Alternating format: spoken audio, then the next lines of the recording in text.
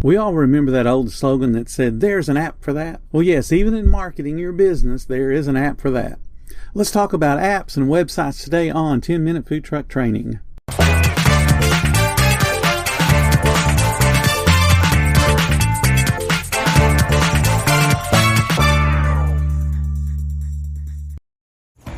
This episode is brought to you by Honda. Introducing the all-new, all-terrain Honda Passport Trail Sport, the most off-road capable Honda Passport Honda has ever dreamt up. The Passport features increased ground clearance, roof rails on all trims, and available specially developed all-terrain tires. And you'll stay comfortable with tri-zone climate control and available features like heated and ventilated front seats and a panoramic moonroof. Learn more at honda.com/passport. Hi, my name is Bill Moore, founder of foodtrucktraining.group. All this week we've been talking about marketing your food truck and generating more sales. Today we're going to wrap up marketing week with apps and websites. These are kind of more passive ways to market your business since they're working 24/7 even when you're asleep. We're going to talk about apps. There is an ever-expanding group of food truck or food cart or restaurant apps. They'll help with social media posting. They'll give locations. They will help with push notifications. They'll send text messages. They'll do advertising. They'll help you get bookings for events. They'll help you do catering events. The most popular ones are Roaming Hunger, Where's the Food Truck, the WTF one. Where is My Food Truck is another new one that just came online this year. OurApp.io, another new one that came online, I believe, this year as well. Foodtruck.pub, it's about 2 years old. Street Food Finder, it's 2 to 3 years old, I believe. And then, of course, there's a whole bunch of other ones. It seems like there's a new one coming up every day. Some of them charge you, some of them charge your guests, some of them are free. Each one of them can be effective in their own way, and you got to understand what they do. For example, if you're using one that's just a straight location map, they pull up a map and it's got 15 other food trucks on it and you happen to be one of them. That's a good thing that you're there, but it's also a bad thing because it is, again, a map with 15 different food trucks on it. So you want to be careful about how you're spending your money and how much those kind of apps would be charging you to use their service. Because remember, if all it does is point out to your guests where you are, it's also pointing out to your guests where a whole bunch of other people are. So keep those things in mind when you're really exploring them. And think about, does this really help me or does it just make me a group of, again, 15, 20 local food trucks? If you're the only food truck that's on it, that's awesome. So if your city does not have a food truck on it, get on that app, especially if it's free. That helps you to get more eyes on your business. And then there are other apps that are specific to you and require you to get your guests to download a QR code or a link to a website or some other link for those folks to be able to order through you. So that's a little bit better for you because you're not being lumped in with a group of other food trucks. But it also does require you to get your information into the hands of people that will be using it. So you have to market that, and you market it for yourself. So you would market that through your Facebook page, through your web page, through all your other social media, so that they have a link to get your specific information. And then, of course, there's even more apps to consider. You've got all of the third-party delivery apps, DoorDash and Postmates and Grubhub and Waiter and all the others. If you decide to go that route and they are taking 25-30% of your ticket total, make sure you increase, not by 30% if they're charging you 30%, because you still will not break even. For 30%, you need to be at about 43%. So that's how much you would have to increase your prices to make up for their delivery fees. If you're doing 20% or they're charging you 20%, you need to raise your prices 25%. If they're only charging you 10% because it's some new restaurant special or new food truck special, you need to raise your prices a little over 11% to be able to recoup the exact same amount of money had the order not been placed through a delivery system. Now let's talk about your websites. Many food vendors' only web presence is Facebook. And for a lot of people, that's enough. But realistically, if you want to grow and generate the kind of income that you probably envisioned when you started on your food truck journey, you're going to have a website. A website is the first place people will go to look for you when they're not particularly hungry. They might be thinking about catering. They might be thinking how awesome it would be to have a food truck come do our wedding that has 500 people attending it.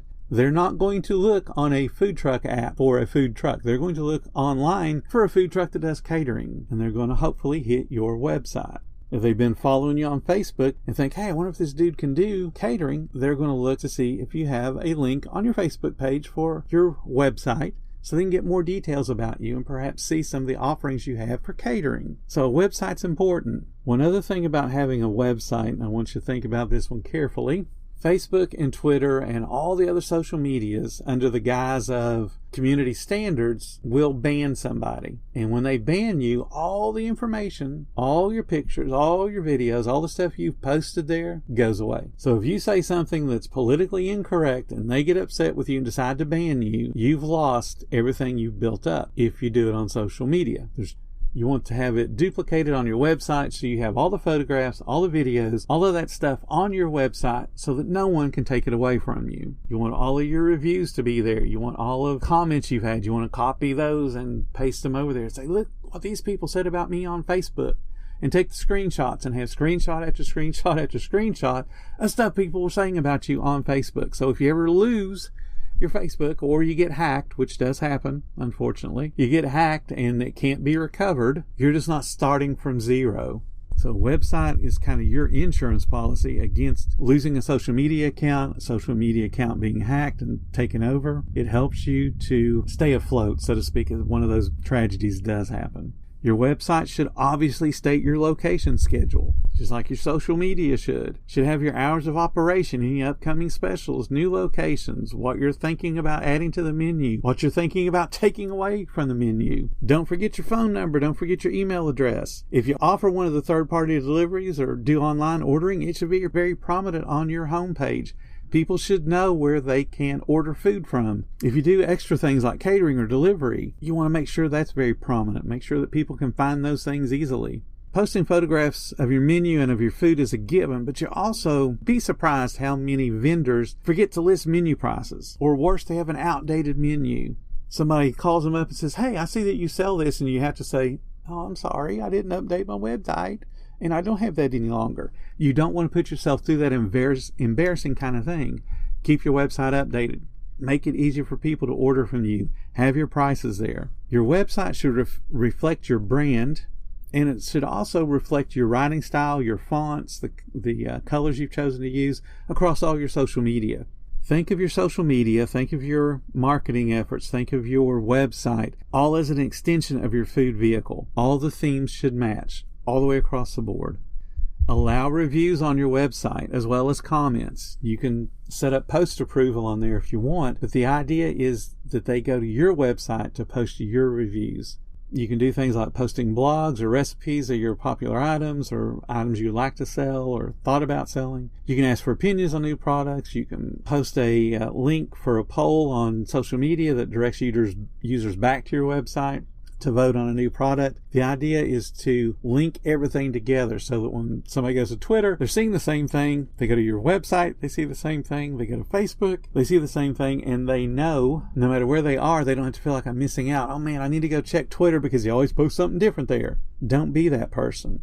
Be consistent. Whatever their chosen way to find you should be identical from every different social media and website out there. Consider using an app or a widget that'll connect social media to your homepage on your website. This will keep the front page of your website active and fresh for frequent viewers.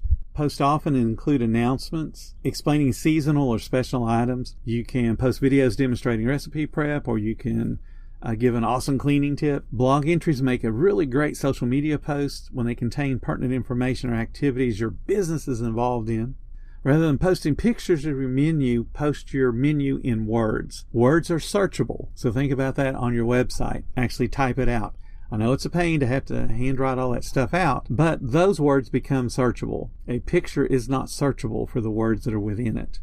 Sharing is caring. On your website, you should have all the social media buttons so they can share easily. Definitely on your menu pages and on any kind of blog posts that you do, have those share buttons so somebody else can share it for you. Obviously, you're going to share it, but if someone else shares it, then people that you don't necessarily know are going to see it. Keep the conversation going. Periodically ask your friends and staff to use their social media to share your website. Ask your loyal guests to share your website, or offer them space on your website to blog about something that's important to them. The more people that come to your website for information about your business, the better off you're going to be. And if you have that occasional guest blogger, then you're going to be able to tap into their audience and get even more people looking at your menus and looking at your food truck. Use your keywords. Keywords make it easier for search engines to find you, and you want to use those keywords repetitively through your post. let's say you're highlighting a specially named hamburger, whatever that special name is. Make sure the title page says specialty named hamburger. Any image that you put up there, rename that image to say specialty named hamburger. Whatever your name is, use the image alt tag, use the heading. All the content should use the same keyword of specially named hamburger. That helps the search engine to find you, because all those repetitive occurrences. You can look at a site like linktr.ee, which is Linktree. It's a site that places all your links in a common, easy to remember location. So like, for example, mine is Linktree/food truck training. So when you go there, all of my stuff is listed, so they can get my Facebook and the website and the YouTube channel and get the podcast channel as well. And then they also give you a QR code to make it easy to scan, so you can put that on your truck, put it on your website. It just gives people different ways to find you and contact you. That wraps up a full week on marketing. I hope you guys found something useful in all of this stuff that we talked about, and it helps to move your business forward. Next week, we're going to talk about your menu and how to build a menu, knowing what equipment you're going to need, and then how to price that menu for profit. If you're enjoying our chats, please consider supporting the podcast by clicking that support button. Every little bit does help. If you need more information or just like the camaraderie of like-minded positive people, join our Facebook group. It's called Food Truck Training, and the links are in the description. Thank you guys so much for listening, and stay profitable, my friends. I'll see you next week.